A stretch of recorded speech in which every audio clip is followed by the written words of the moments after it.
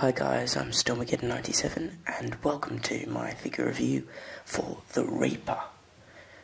Okay, so this is a deluxe figure from the Series 1 wave of figures, and I'll start off by having a look at the movement of this figure.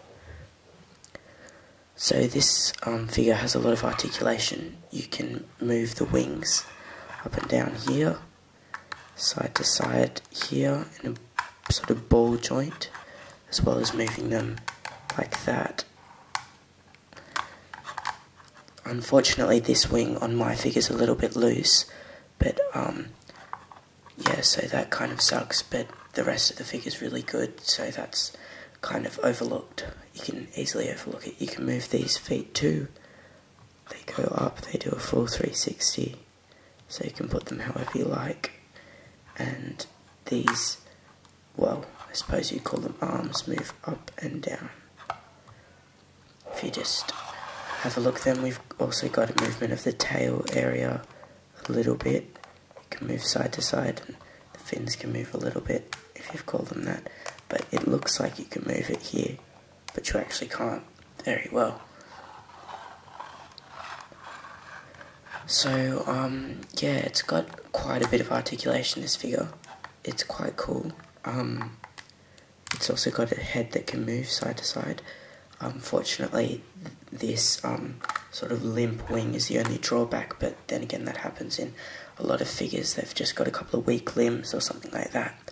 So, but then for movement, then I suppose I should give this figure a 7 out of 10.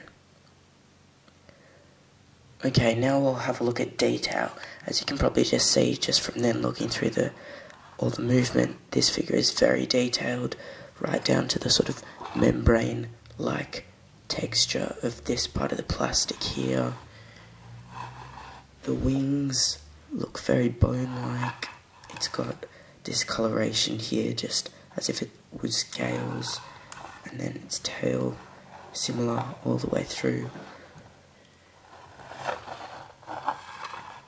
And then looking at its face, it's also very clear, very detailed, little scaly bumps here. Yeah, eyes are red, and even this area around here, where its mouth is yeah, a little bit lighter than the other areas, which is quite cool. Yeah, so I reckon this figure is very, very well detailed. It's probably one of the most detailed figures I've got, and it just makes it really brilliant. A brilliant piece of, well, a figure to have in your collection. So for detail, I'm going to have to give this figure a 9 out of 10. Okay, next I'll just have a look at stability quickly. It's pretty obvious that this figure is very stable. As you can see, it's on a stand, plastic stand, like right there. It can be lifted off the stand, and it's got a hole where it attaches, and then that just fits nicely on there and doesn't move at all. Yeah, so it's an extremely stable figure. Yeah, it's just very, very stable. Don't have to worry about it falling over or something like that. So for stability, I'm going to have to give this figure a 9.5. It's actually a really, really cool figure. The final thing I'd quickly like to look at is likeness to the original. Now, if you're a Doctor Who figure collector, you've probably seen the episode, so you know what the Reaper will look like.